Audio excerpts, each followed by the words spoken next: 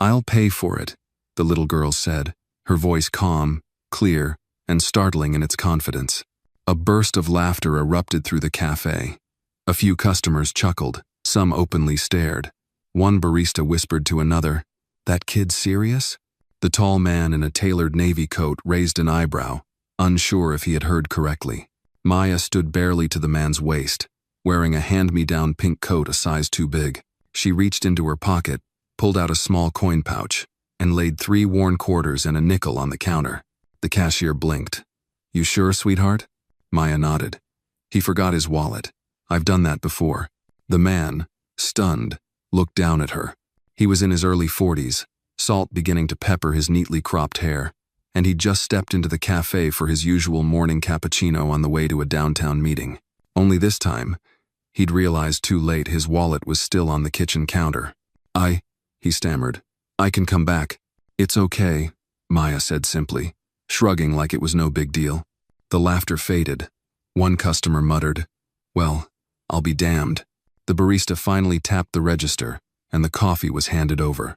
The man bent slightly, trying to regain his composure. "What's your name?" he asked. "Maya." He extended his hand. "I'm Jacob." "That was very generous, Maya." Maya smiled, revealing a chipped front tooth. "My mom says kindness is never wasted, even if it costs you breakfast sometimes." "Your mom's a wise woman," Jacob murmured. She beamed. "She owns the Sweet Bloom Bakery around the corner." Jacob's eyes widened. "The one with the lemon-glazed cinnamon rolls?" "Yep, that's Mama's favorite." Just then, the school bus rolled up to the curb. Maya grabbed her small backpack from the stool and waved. "Bye, Mr. Jacob." He watched her sprint away, her braids bouncing. There was something oddly familiar in the way she moved, in the way she smiled, something he couldn't place. Jacob left the cafe with his coffee, but his thoughts lingered on that little girl with her chipped smile and old coins. He stepped into his black sedan, sat in silence a moment, then made a slow turn onto the main road, not toward the office, but down the block past Sweet Bloom Bakery. The storefront was modest, painted butter yellow with a hand-lettered sign above the door. Inside, the scent of sugar, vanilla, and fresh-baked bread clung to the air. Through the window, he could see a woman at the counter, chatting with a regular, laughing in a way that carried warmth. There was something familiar about her, too. Jacob didn't go in. Instead, he circled the block once more, parking across the street under the shade of a maple tree, watching the way the woman moved, the way she smiled. Sarah. His chest tightened. The name came to him like a whisper from an old dream. He hadn't seen her in over 9 years.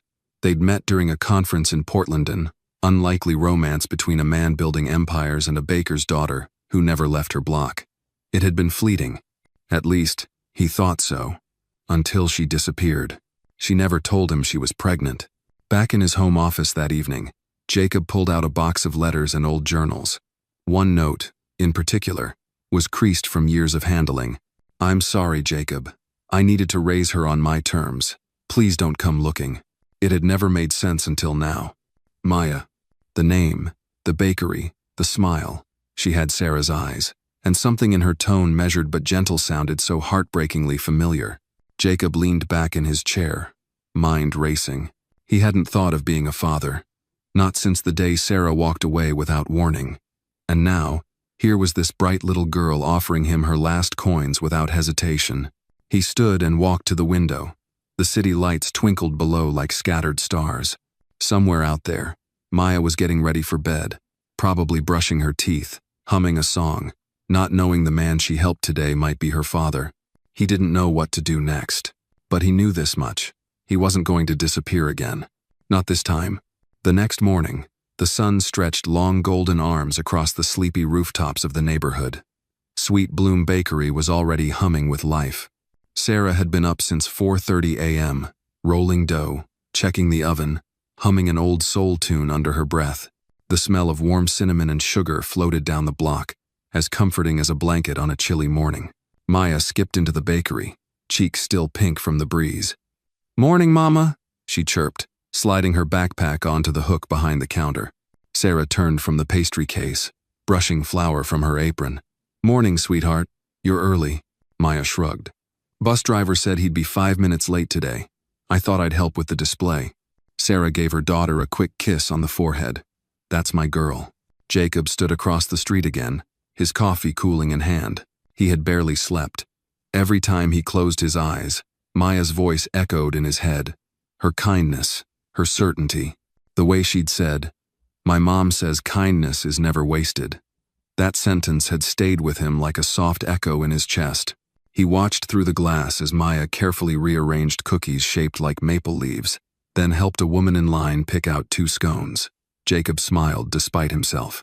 The kid was a natural, thoughtful, attentive, so much like her.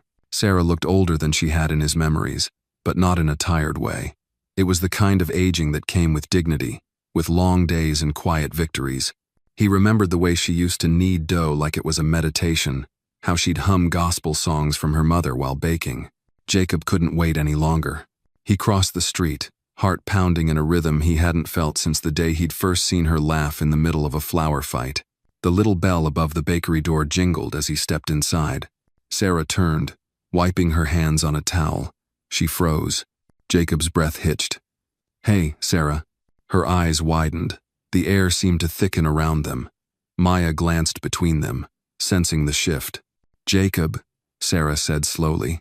Her voice didn't tremble, but her grip on the towel did.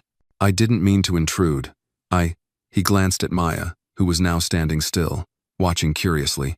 I wanted to thank your daughter again. For the coffee yesterday." Sarah nodded once. "She told me." There was a long silence. A woman at the counter cleared her throat awkwardly, sensing the tension. "Excuse me," Sarah muttered, turning to help the customer. Jacob stepped aside, hands in his pockets, waiting. Maya slid closer to him. "Did you forget your wallet again?" she asked with a grin. He laughed gently. "Not today." Sarah returned, visibly composed now. She looked Jacob straight in the eye. "Can I talk to you outside?" They stepped out, the bell jingling behind them. The autumn wind had picked up, tossing leaves across the sidewalk. Jacob shoved his hands deeper into his coat pockets. "You didn't tell me," he said softly. "I didn't know how," Sarah replied. "And when I did know, I didn't think you'd want the responsibility. That wasn't your decision to make. You think I don't know that?" Her voice was sharp now, but still quiet. "I watched that child cry because we couldn't afford new shoes. I watched her give up field trips and birthday parties, Jacob. You think I didn't want help? But I also didn't want her to be someone's regret." Jacob felt as if the ground had shifted beneath him. "She's not a regret," he said hoarsely. She's the best part of my yesterday.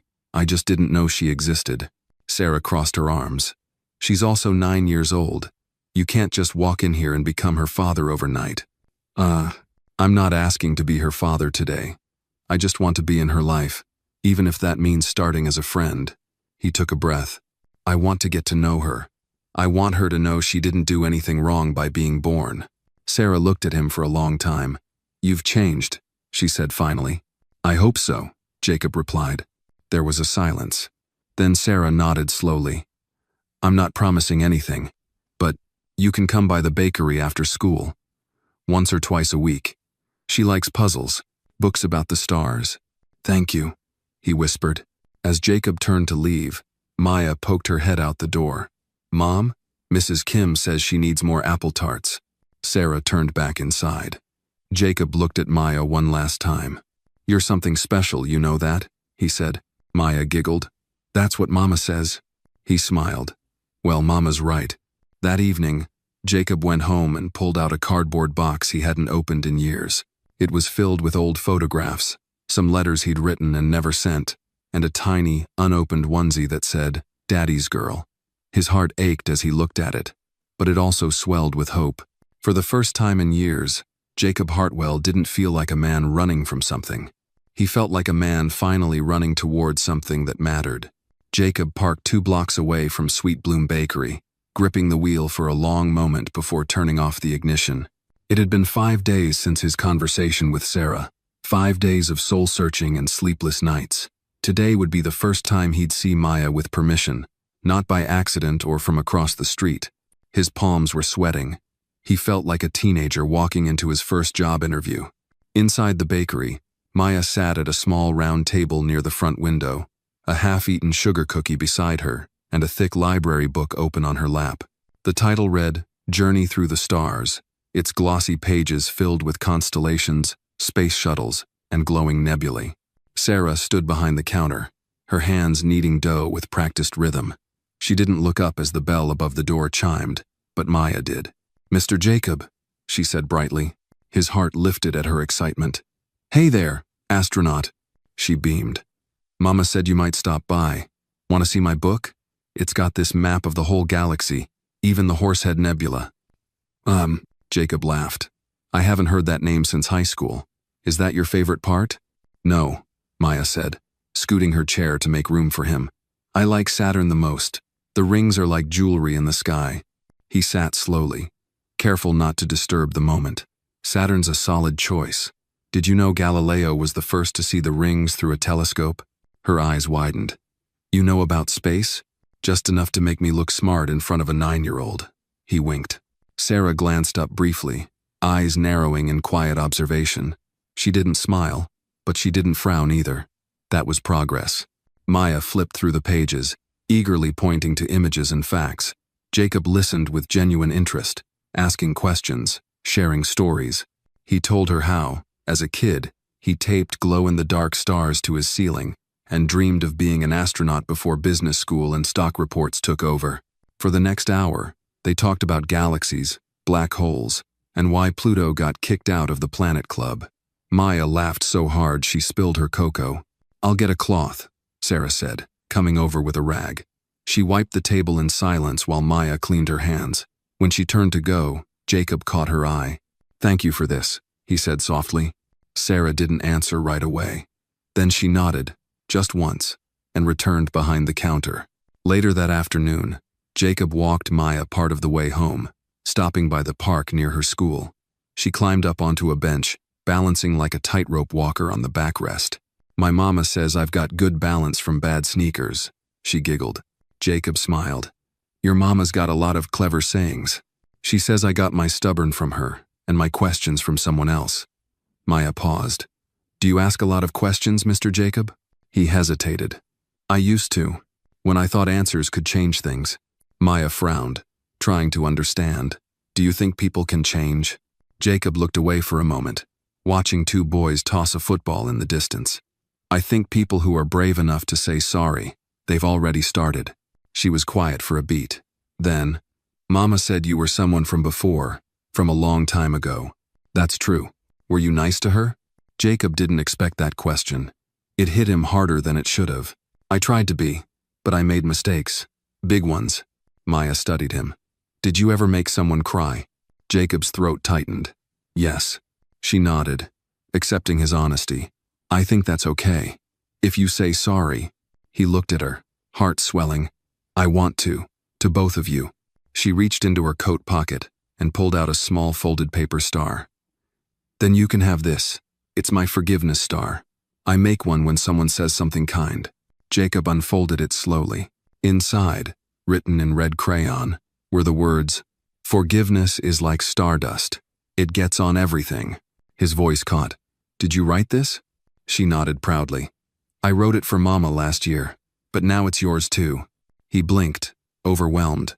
No boardroom, no profit margin, no shareholder approval had ever made him feel this small and this full. They sat on the bench until the sky turned orange. As Maya skipped the final block home, Jacob stood watching, hand closing around the paper star. Back at the bakery, Sarah was closing up for the day when Jacob returned. "She's got your fire," he said, leaning against the doorway. "She's got my stubborn too," Sarah replied without looking up. "I want to help Sarah. Not just money, time, school books, even just being there." She sighed. "It's not about money, Jacob." "I know, but she asked if I was nice to you." His voice cracked, and I didn't know how to answer. Sarah finally looked at him. "You weren't cruel, but you weren't ready." He stepped closer. "I'm trying now." She studied him, the lines around her eyes deepening. "You have 1 month," she said quietly. "You show up. No excuses. You learn what bedtime looks like, what her nightmares are about, what song she hums when she's nervous." He nodded. Deal. As he left, Jacob touched the folded star in his coat pocket, the crayon words echoing in his mind. Forgiveness is like stardust. And maybe, just maybe, he was starting to shine. For the next 4 weeks, Jacob showed up. Rain or shine, Monday or Thursday, he appeared at the door of Sweet Bloom Bakery with his sleeves rolled, tie loosened, and a notebook tucked under his arm filled with things Maya had said, things he wanted to remember. He learned that Maya hated bees but loved honey, that her favorite color changed weekly. This week it was galaxy purple, that she secretly believed her freckles were star maps, clues to some forgotten adventure. Jacob listened, laughed, sometimes even cried when she talked about the time she saved up 6 weeks of lunch money to buy Sarah a birthday cake from a competing bakery, just so her mom wouldn't have to bake her own. Sarah watched all this from behind her glass counter, arms folded, eyes alert. She didn't speak much, but she didn't interfere either. She watched Jacob learn Maya's snack preferences: warm milk with cinnamon, not too much sugar. She saw him wait patiently as Maya solved puzzles before bedtime, saw how he never corrected her harshly but asked questions until she found the answer herself. She heard Maya's laughter come easier these days, and sometimes she hated how much it warmed her heart. But Sarah had her own barriers: years of raising a child alone, working 2 jobs, fighting off debt collectors, and protecting Maya from the sharp edges of the world. Letting Jacob back in wasn't just about trust, it was about safety. She needed to be sure he wouldn't vanish again, not when her daughter was beginning to lean on him. One Thursday evening, just as Sarah was locking up the front door, Jacob stayed behind to clean the flour-dusted windows. Maya was upstairs already, curled under her galaxy blanket with a book about comets. "You don't have to do that," Sarah said, watching him wipe the glass with surprising care. "I know," Jacob replied, pausing, "but it helps me think." Sarah folded her arms. "You always did clean when you were nervous." "I'm not nervous," he said. "Just trying to earn a place. One window at a time." She let out a soft chuckle, the first laugh he'd pulled from her since the day they'd reunited. "I meant what I said," she reminded him. 1 month. "I know. That's why I came to talk tonight." Sarah looked up, eyebrows raised. "I want to keep showing up," he said, "even after the month ends. I know I missed the first 9 years, but I want the next 9, and more." Sarah walked to the back, unlocked the register, and began counting. She didn't answer. He continued, "I don't expect to erase what I missed, but I want to be there for what's next. The school play, science fairs, first heartbreak, late-night talks about the universe." Her hands slowed over the coins. "I've started a trust," he said carefully, "for Maya's education. It's modest, but I wanted you to know it's hers. No strings." Sarah sighed. "You think money impresses me?" "No," Jacob said. "I think planning ahead does." She closed the register gently. "I don't know if I can trust this version of you, Jacob."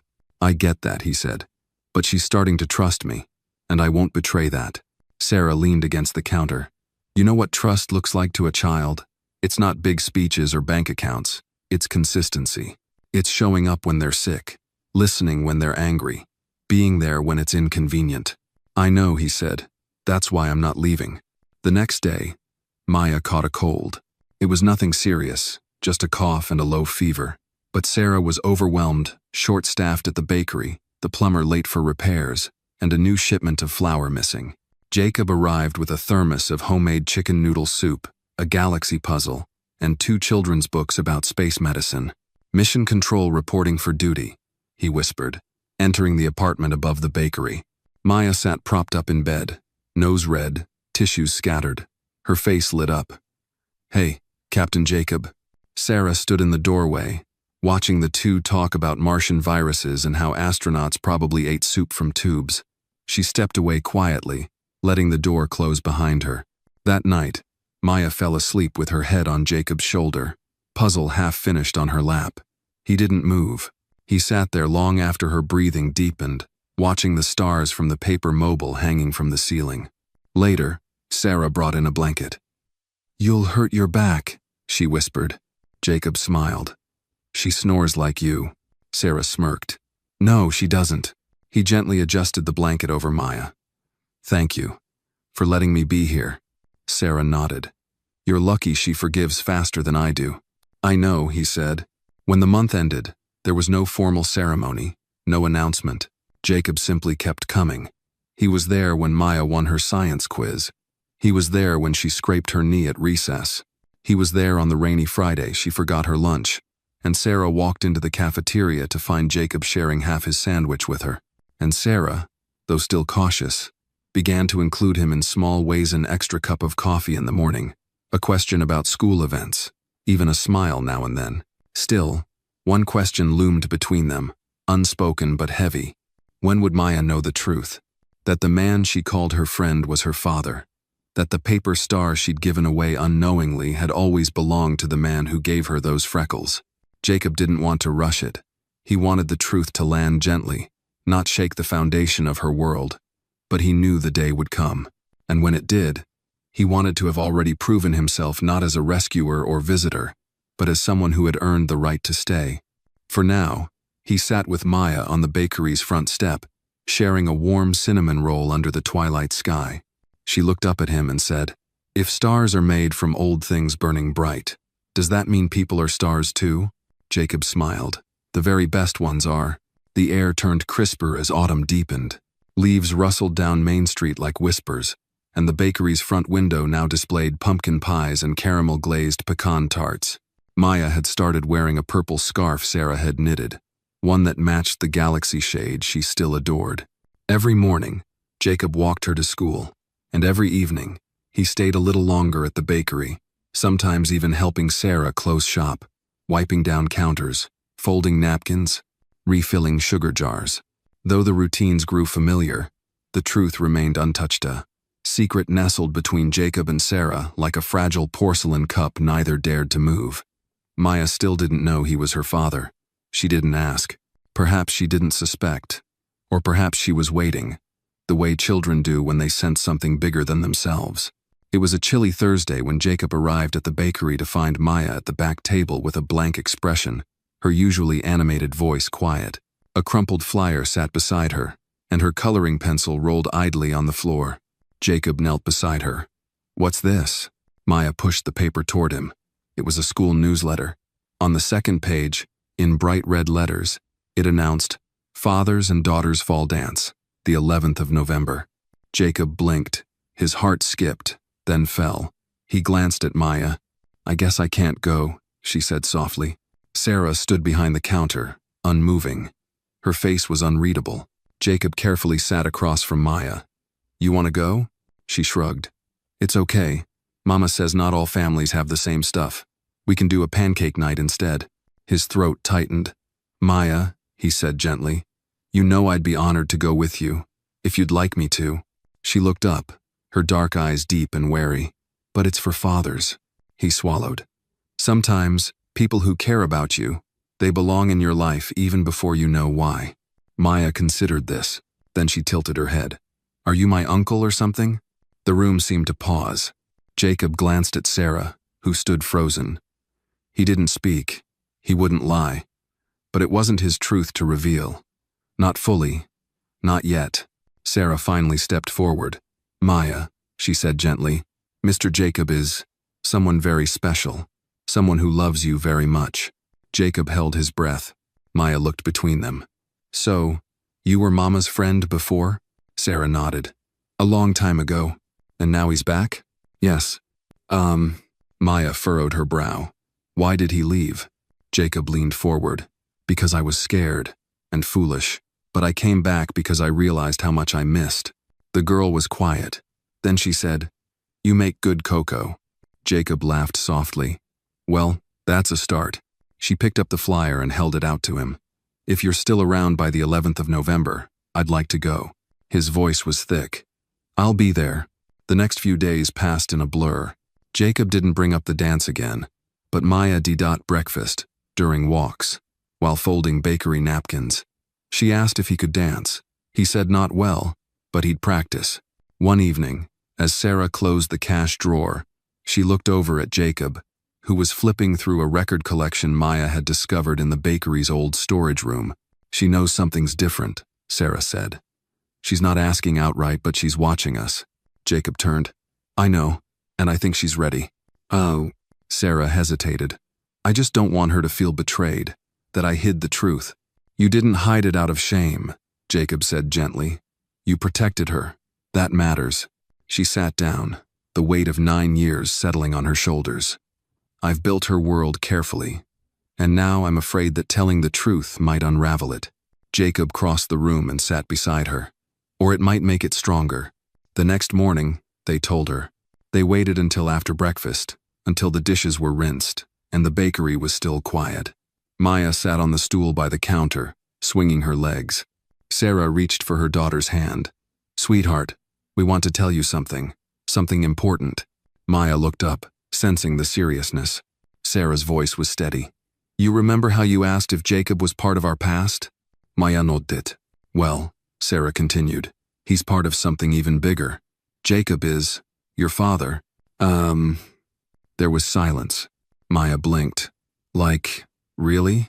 Jacob's voice was low. Yes. I didn't know about you, Maya. Not until recently. And I'm sorry I missed so much. But I love you. Deeply. I have from the moment I knew. Maya's hands folded in her lap. She looked at them, quiet. After a long minute, she whispered, Is that why I like Saturn? Sarah and Jacob exchanged a glance. She looked up. Mama always said I got my stars from somewhere. Jacob's eyes glistened. Then maybe they brought us back together. She studied him. You didn't run away? He shook his head.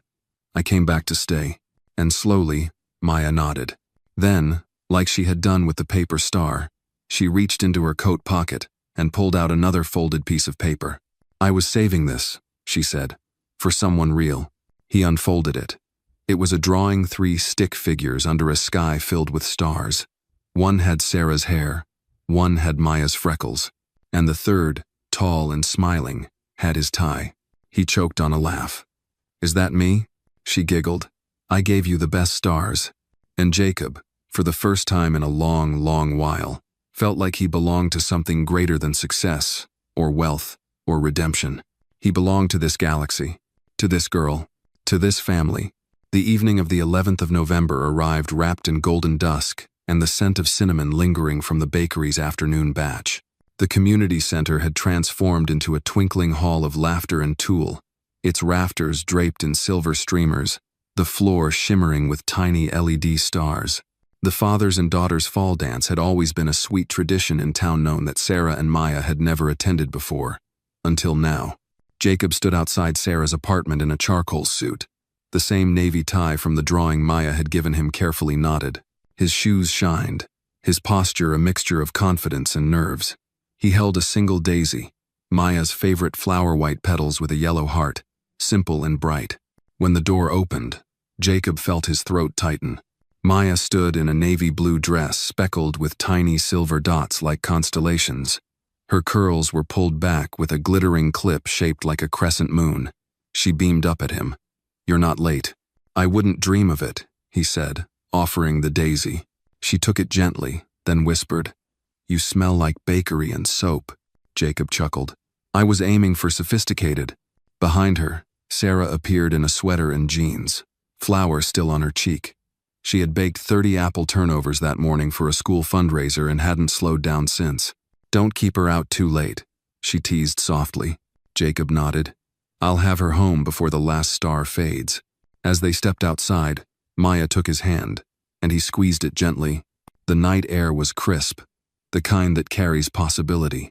At the dance, they were met with a sea of laughter, feet tapping to music from a local DJ who played everything from Elvis to Taylor Swift. Tables were decorated with paper stars folded by the children themselves, and the snack bar overflowed with lemonade, popcorn, and store-bought cookies no match for Sweet Blooms, but charming in their effort. Maya was shy at first.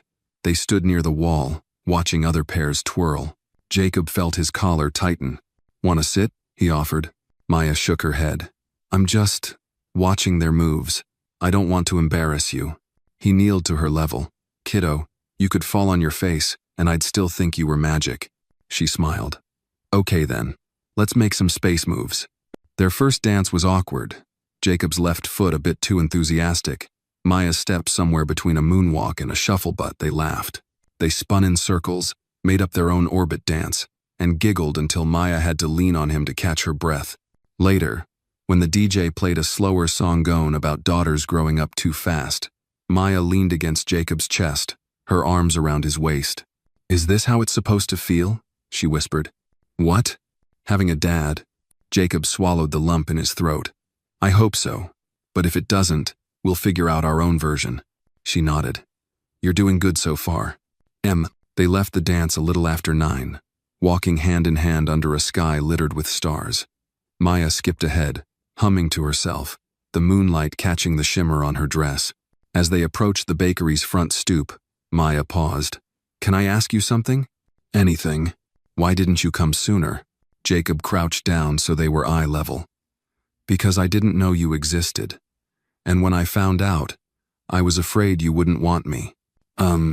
She looked at him with those wise, deep eyes. "That's silly.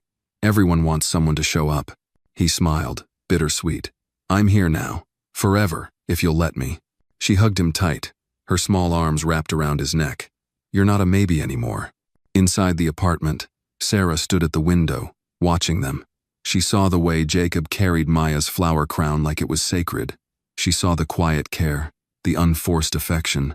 When they came upstairs, Maya kicked off her shoes and flopped on the couch. "We danced so much I might need new feet." Sarah laughed and handed her a cup of warm milk. "Sounds like it was perfect." Jacob sat across from them, his heart full. "She made up a dance called the Saturn Spin. She's had that in her head for weeks," Sarah said, smiling gently. "Just didn't think she'd have someone to spin it with." They sat together for a while, the quiet hum of evening wrapping around them like a blanket. Later, as Maya slept, Sarah joined Jacob on the balcony. The town was quiet, save for the distant bark of a dog and the whisper of leaves in the wind. "She's different since she found out," Sarah said softly. "Not louder, just more open, like a curtain lifted." Jacob nodded. "She's opened something in me too." Sarah glanced at him. "She calls you her real star now. Did she tell you?" Jacob smiled, looking up at the sky. "She did." Sarah leaned on the railing. "You know this doesn't mean we're fixed. You and me. There's still history. And hurt." "I know," Jacob said. "I'm not asking to rewrite it, just to add new pages." She looked at him, tired, but soft. "Then start with this one." She handed him a folded note Maya's drawing from the night before, now with a fourth figure added. Sarah, standing between them.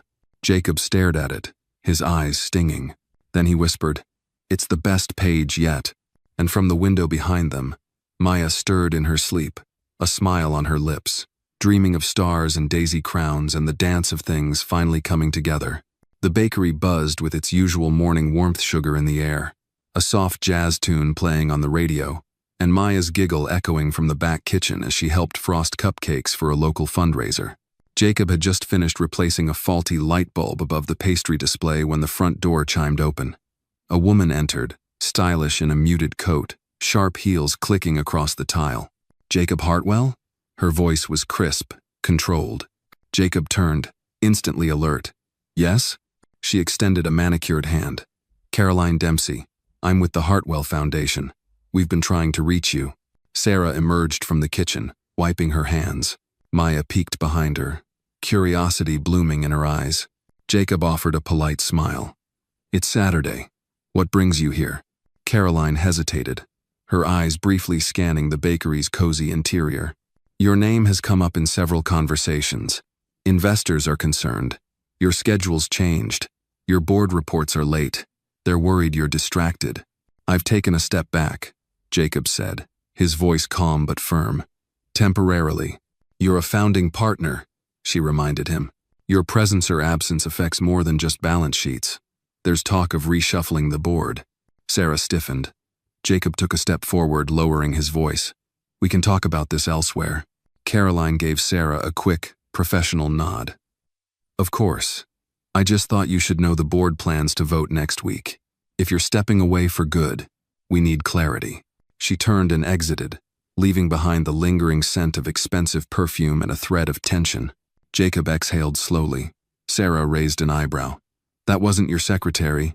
"No," he admitted. "She's a lawyer, a smart one." Maya stepped forward. "Is she mad?" Jacob crouched beside her. "No, kiddo. Just concerned about work stuff. Sarah crossed her arms. The kind of work you left behind for this? He met her eyes. It's not a choice between you and them. It's a realignment. Sounds like a risk, she replied quietly. Jacob stood. Everything worth it usually is.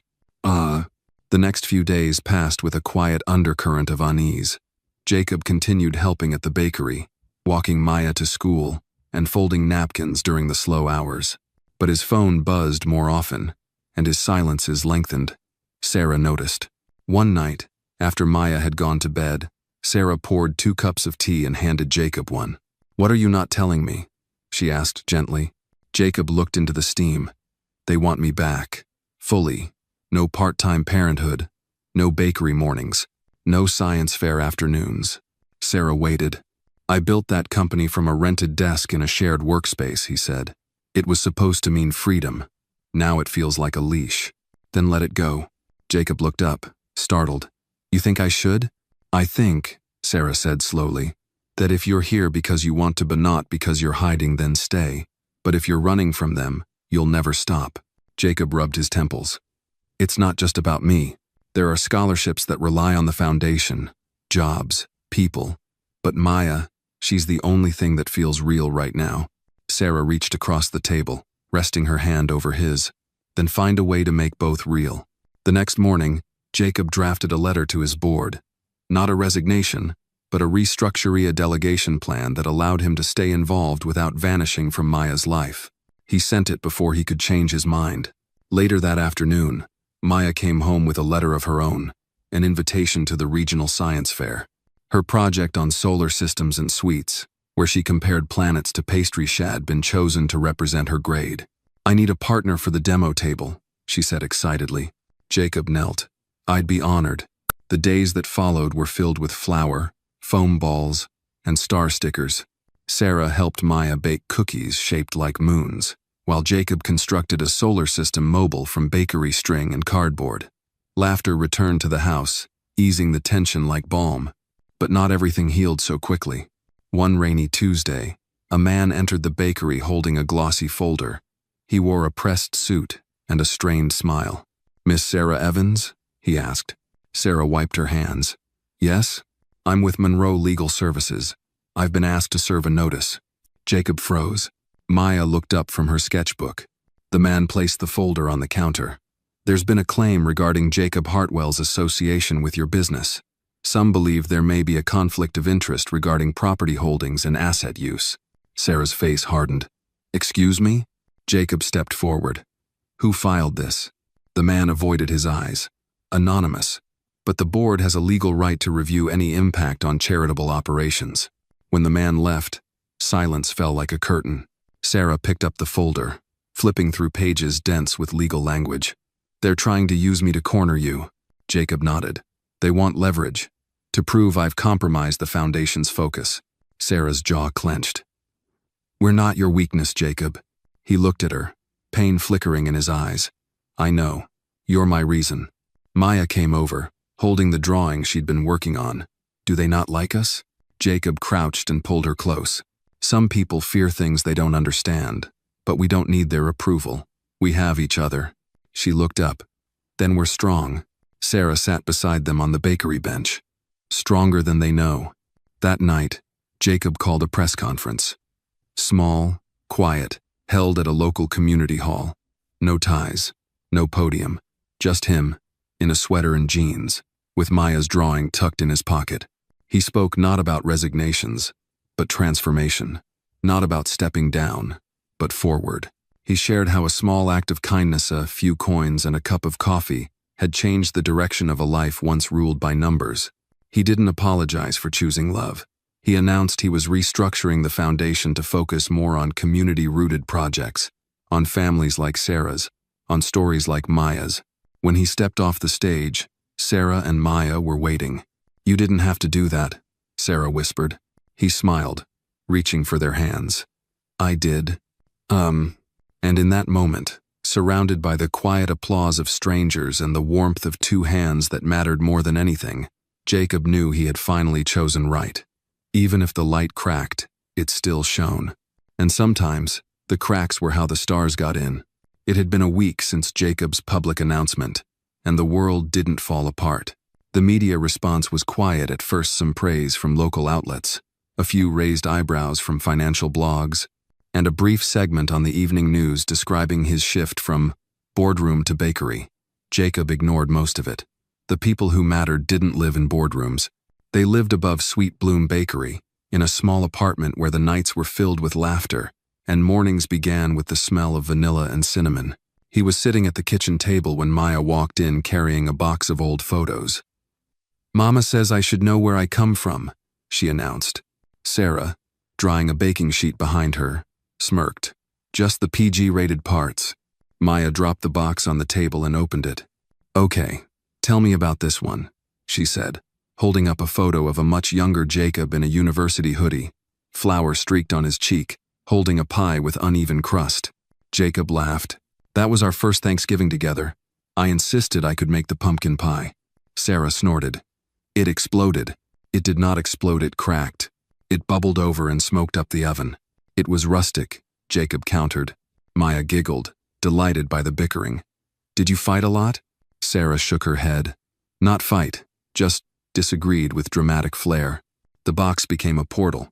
They looked at photos of Sarah with her mother, of Jacob in an ill-fitting suit at a charity auction, of old bakery menus hand-drawn in pencil. Maya listened to the stories, eyes wide, absorbing the roots of her own origin. Later that day, Jacob met with one of the board members in a quiet cafe downtown. It was Greg Walterson, of the few who hadn't turned against him when the restructuring began. "I've read the new outline," Greg said. "You're really shifting focus to local community grants?" "Yes," Jacob replied.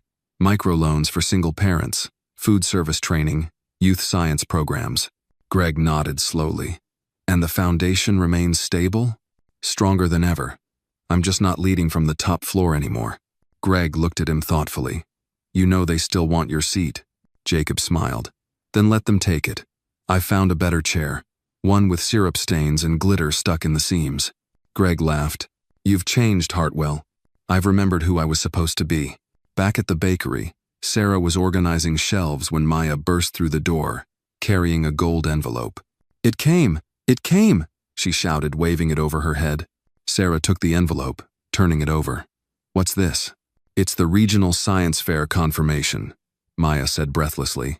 "They chose my project for the state finals." Jacob walked in just in time to hear the news. Maya flung herself into his arms. "We're going to the city," she squealed. Jacob lifted her high, spinning her once. "You did it, kiddo." Sarah looked at the envelope. "We'll have to get hotel arrangements, and the bakery." "We'll figure it out," Jacob said. "Let's make it a family trip." They started planning that evening. Maya insisted on bringing her entire galaxy-themed board, her mobile of pastry planets, and at least 3 different outfits, just in case there's a surprise space banquet. Sarah called it overkill. Jacob called it vision.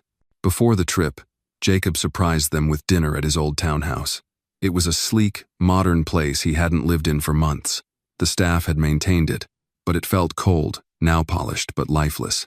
Still, he wanted to show Maya another part of his world. She wandered the halls whispering, "Whoa," at the high ceilings and automatic fireplace. "This place is huge," she said. "You could roller skate in the kitchen."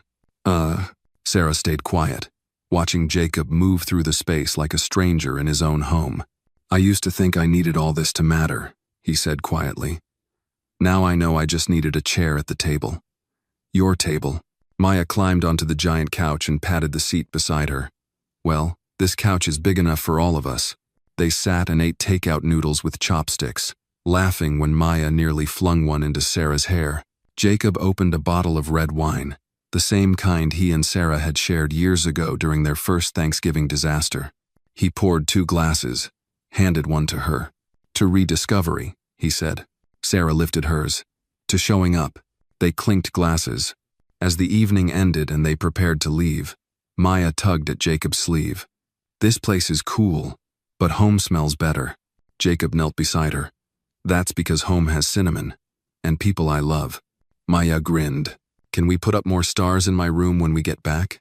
"Only if I get to help," he said. She nodded. "You're part of the constellation now."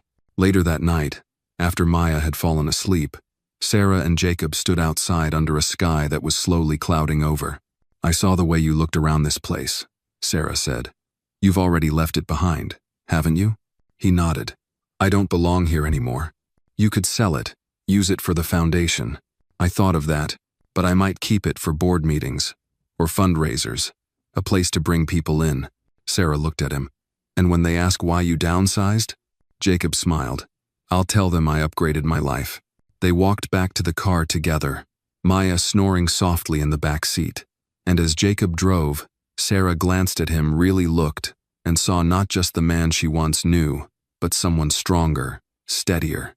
Someone who had made space not just at the table, but in his heart. And she knew, for the first time in years, that she was no longer doing this alone. The day before the state science fair, the wind changed. Not just the weather though, gray clouds were rolling in from the west, but the air around Sweet Bloom Bakery seemed charged. Tense. Sarah felt it before she knew why. The regulars were quiet. Maya was unusually pensive. Even Jacob, typically cheerful during prep days, moved with a distracted edge. It started with a phone call. Jacob stepped into the back pantry to answer it. Sarah watched from behind the counter as he stiffened. His voice dropped, almost flat. He said little, just a few short responses. "Yes, I understand. No, I haven't spoken to the press. That's not accurate. We'll discuss it."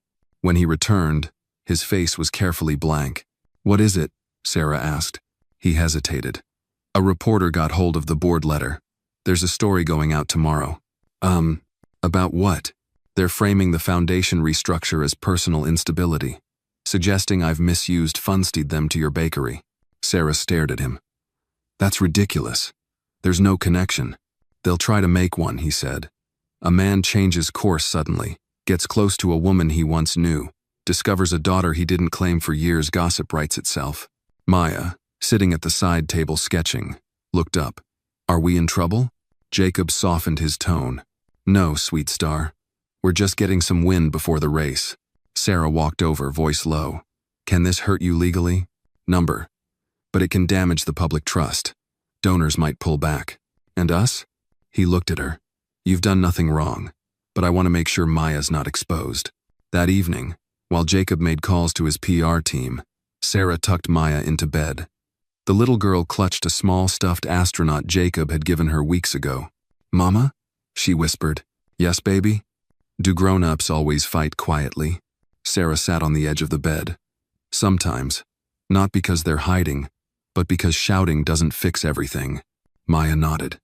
"I just want the science fair to be about Saturn and cookies, not about us." Sarah brushed a curl from her daughter's cheek. "It still is. That's the part no one can take." The next morning, the headline hit. "Millionaire turned baker?" Jacob Hartwell's mysterious shift raises eyebrows. The photo showed Jacob outside the bakery, carrying a box of flour, Maya just visible through the window behind him. The article speculated about hidden paternity, romantic rekindling, and hinted at financial impropriety, nothing outright false, but twisted enough to sting. Jacob turned off his phone.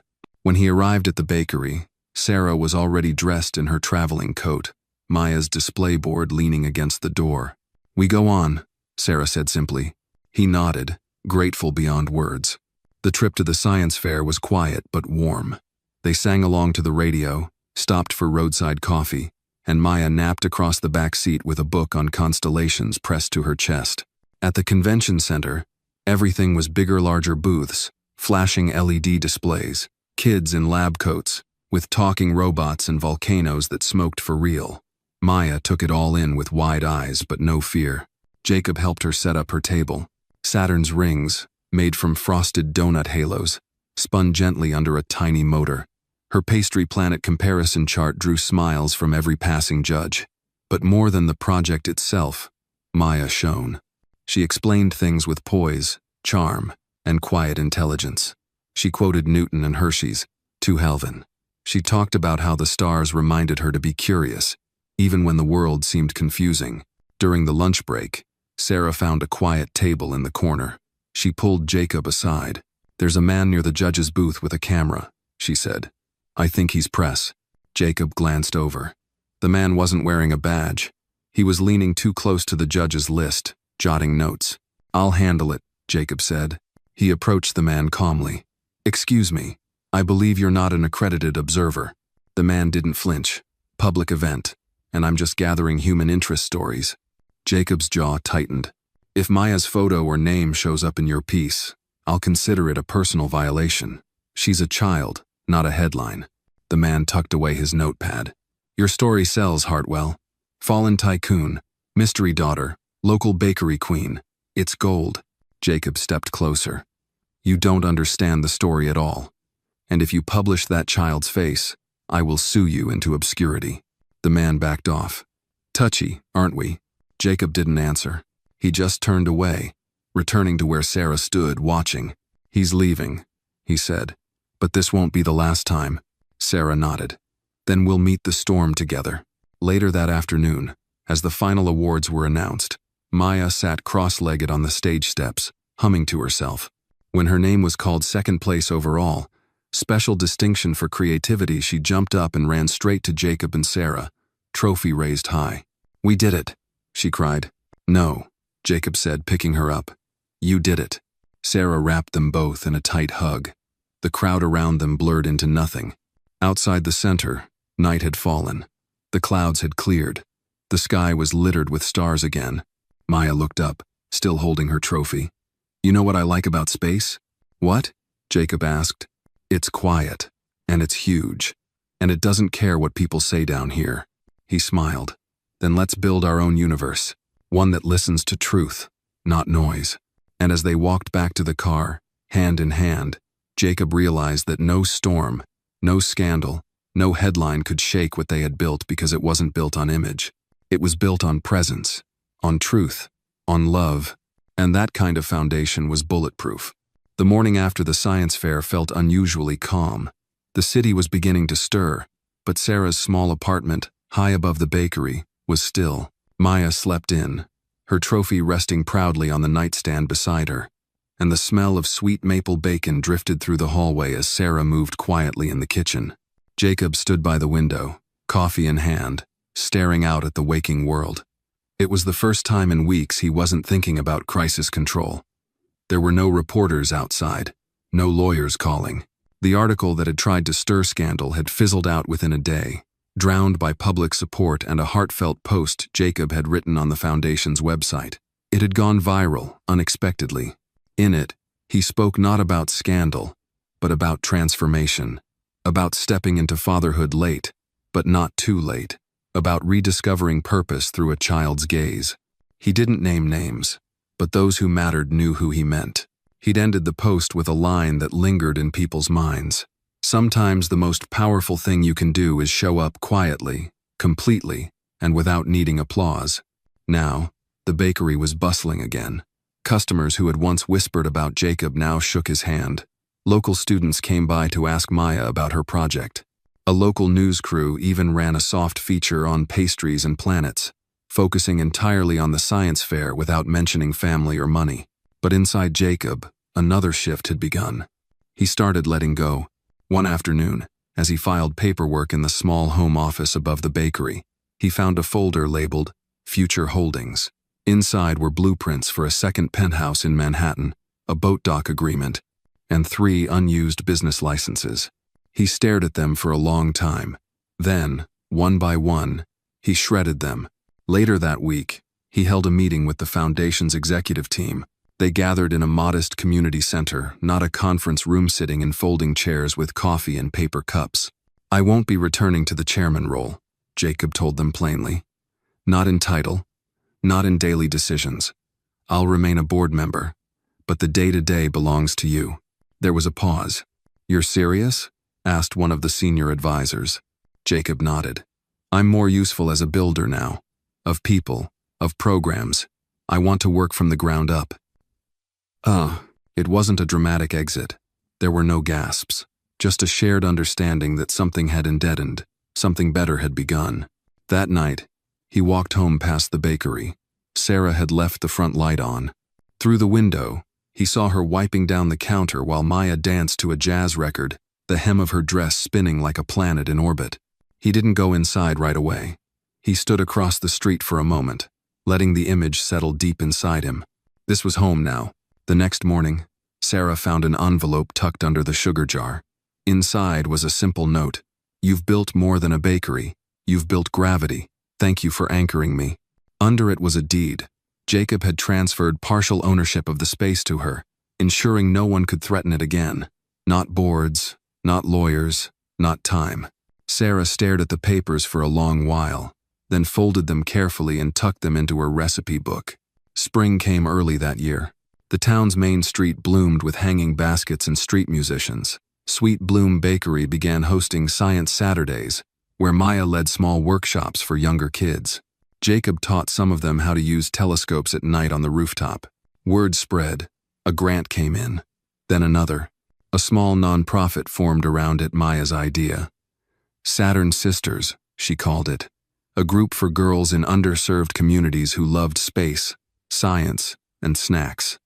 Sarah baked. Jacob mentored. Maya led with the confidence of someone who'd learned what it meant to be heard.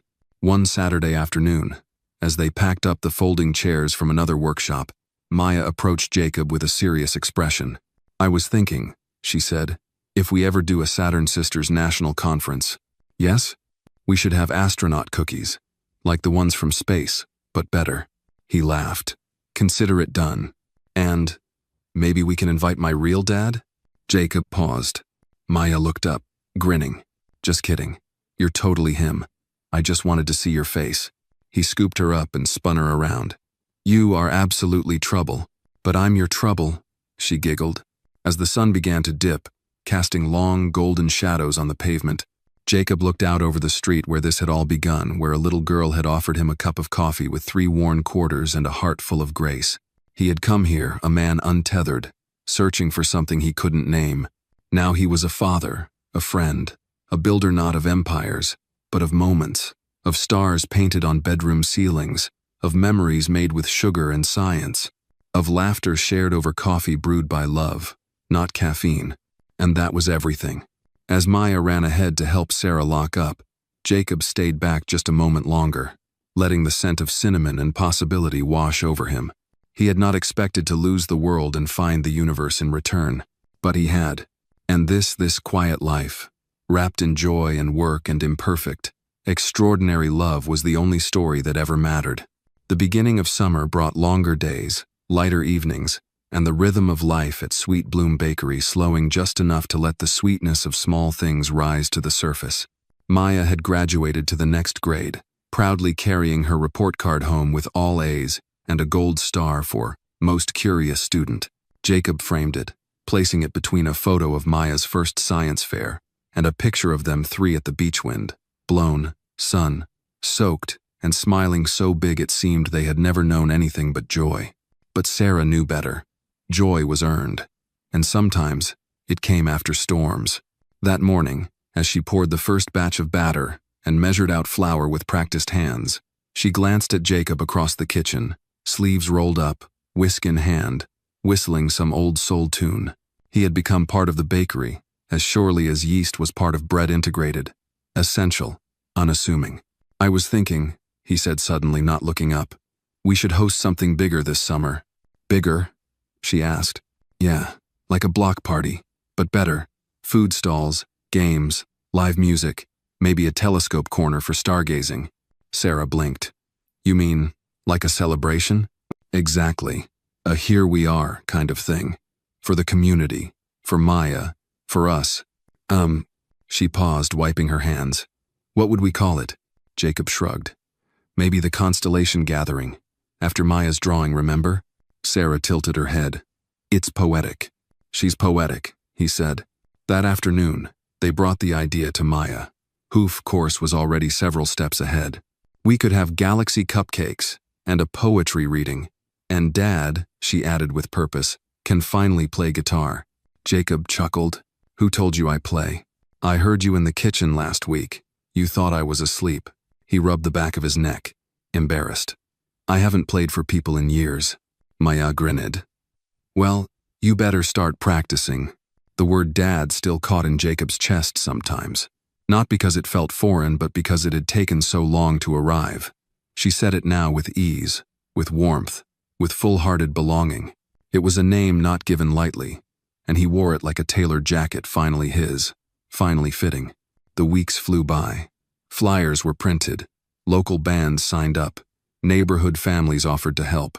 Sarah worked on a new menu of cosmic treats, black velvet cupcakes with silver sprinkles, moon pies with marshmallow centers, and Saturn ring donuts that glistened under glaze. Jacob cleaned and repainted the alley beside the bakery, transforming it into an open-air cafe space. Maya painted murals of stars and planets on the walls with a few other kids, splashing color and wonder into every brick. One night, close to the event, Jacob stood alone in the alley, holding a guitar. It had been years since he'd played in public. His fingers remembered more than he expected. He strummed a quiet Tunia lullaby he used to hum when he couldn't sleep back in his penthouse days. Now it found its true place under the soft hum of summer insects and bakery lights. Sarah stepped outside, wiping her hands on her apron. "Still got it," she said. He glanced over. "Barely." She leaned beside him. "You've built a life here, Jacob. One you didn't even know you needed." He nodded. "It's like coming home, but better, because now I know what it means." She didn't say anything, but she smiled one of those deep, secret smiles that carried whole histories inside them. The night of the constellation gathering arrived like magic. String lights crisscrossed the street. Tables overflowed with food and laughter. Neighbors danced. Children played ring toss with glow sticks. Sarah stood behind the pastry counter, laughing with customers old and new, her eyes soft, steady. Maya floated between booths in a cape made of silver stars, a makeshift crown on her head. "I'm queen of the galaxy," she declared, ruling her kingdom of joy with wide arms and open laughter.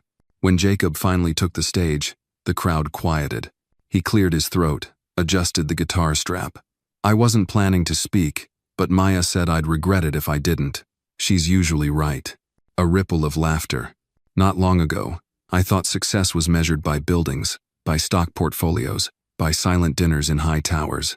But then a little girl paid for my coffee, with 3 quarters, and turned my entire universe upside down." He paused, voice steady. "So tonight isn't just a party, it's a thank you, to this community, to love rediscovered, to second chances that came without warning but never too late." He looked at Sarah in the crowd, then at Maya, who gave him 2 thumbs up and a proud nod. He played a song soft and slow, one about finding light in unexpected places. His voice cracked once. No one minded. After the song, as applause filled the street, Maya ran up and hugged him tight. "You didn't regret it, right?" He kissed her forehead. "Not even a little." As the stars peeked out overhead and the music continued, Sarah joined them, wrapping her arms around both. They stood like that father, daughter, mother, not perfect, not untouched by pain, but whole in a way that mattered. In the glow of the bakery sign, under the mural of painted planets, the world felt small and big at once. A universe born not of galaxies, but of gestures, of showing up, of saying yes. And somewhere deep in that summer night, between cupcakes and song, Jacob knew the truth Maya had always carried in her smile. Sometimes, the family we find feels more real than the one we thought we lost. Autumn arrived gently, brushing gold across the trees and leaving the air crisp with quiet promise. The bakery's windows fogged more often in the mornings, and Sarah began mixing pumpkin into her muffins. Jacob had started waking earlier, not to check stock reports or catch flights, but to make sure the coffee was brewed just right for Sarah, and that Maya's lunchbox had her favorite apple chips. The days moved slowly now, not because time had slowed, but because they had finally started to live inside it. Maya, who once walked to school alone, now had 2 hands beside her each morning, one warm and flower-dusted, the other strong and steady, tucking in her backpack straps. She had begun a new year with more confidence, more curiosity, and a few loyal friends from the Saturn Sisters Club she and Jacob had helped expand. They met every Thursday after school in the back of the bakery, crafting paper rockets and painting galaxies on shoeboxes. One Thursday evening, after the last of the children had left, Maya sat cross-legged under the display counter with her notebook open. "Mama," she said, "I think I want to write a book." Sarah smiled. "About planets?" "Nope. About people. About how sometimes you find your stars right here, She pointed at the floor, then added softly, "Even when you're not looking." Jacob, who had been sweeping the front step, paused when he heard that. He stepped inside, brushing off his sleeves. "You're writing about us?" "I'm writing about what made me believe again." Sarah glanced at her, brow lifted. "Believe in what, honey?" Maya looked up. "In fathers, in families, in home." Sarah walked over and kissed her forehead. "That's a story worth telling." Later that week, an invitation arrived by mail-thick envelope, gold trim. Jacob opened it slowly at the kitchen table. "It's from the Hartwell Foundation," he said, brows lifting. Sarah raised an eyebrow. "Didn't you quit them?" "I restructured. Apparently, they're hosting a community leadership event. They're honoring programs that grew from the new model." Maya leaned over the table. "Are you going to go?" Jacob hesitated. "Only if both of you come with me." Sarah smirked. "You're still terrible at pretending you're not proud." Jacob grinned. "I'm deeply proud. Just not of the money. Of the momentum."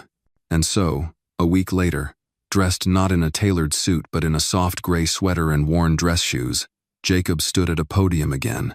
But this time, he was flanked by Sarah and Maya, and the slideshow behind him didn't show graphs or skyscrapers, it showed murals, cupcakes, children with telescopes, and Maya in a crown of silver stars. He spoke briefly, simply. "I used to think my legacy would be buildings," he said. "Now I know it's stories, not the kind told about me, but the ones I get to be part of. This little girl," he gestured to Maya, "gave me 3/4 and a second chance. I spent years looking outward, only to realize everything I needed was already here, waiting." The audience rose, not for the man he had been, but for the man he had become. After the event, they walked through the city as the lights came on. Jacob bought hot chocolate from a street vendor. Maya insisted on double whipped cream. Sarah linked her arm with his as they strolled through the park, leaves crunching underfoot. "This feels like a beginning," Jacob said. "It is," Sarah replied. "But beginnings don't always come at the start," he added, watching Maya skip ahead. "No," she agreed. "Sometimes they come at the end of the right chapter." Back at home, Maya placed her program from the event inside her notebook. She wrote a single sentence beneath the ribbon she had tucked in earlier. "Family isn't found. It's chosen, built, and held onto with both hands." That night, as the wind stirred outside and the bakery below settled into stillness, Jacob stood in the doorway of Maya's room. She was fast asleep, her face turned toward the window, where stars blinked faintly beyond the glass. Sarah joined him. "She used to ask me every night about her dad." Jacob looked at her, guilt flickering through his eyes. Sarah touched his hand. "Now she sleeps peacefully. That's all you." They stood together in silence, listening to the rhythm of Maya's breath. Then Sarah leaned in, her voice soft but firm. "So what now, Jacob?" He turned to her, took her hand fully. "Now, we keep showing up. Every day. For her, for each other, for the life we're building. And when the world comes knocking again?" she asked. "We open the door," he said. "Only if it brings something worth sharing." Sarah smiled. "Sounds like a pretty good next chapter." "Ha." And as they turned off the light, as the house filled with quiet and warmth, and the scent of cinnamon still lingering in the air, Jacob knew something he had never known with such certainty before. He was home, not in a place or title or paycheck, but in the curve of Sarah's hand, in the echo of Maya's laughter, in the morning, muffins and evening stargazing, in the unspoken promise that family, once found, must never be left waiting again. And in that final piece, beneath the silent stars, the story they'd written together found its place not in headlines or history books, but in the hearts of those who know that love, when it comes gently, changes everything.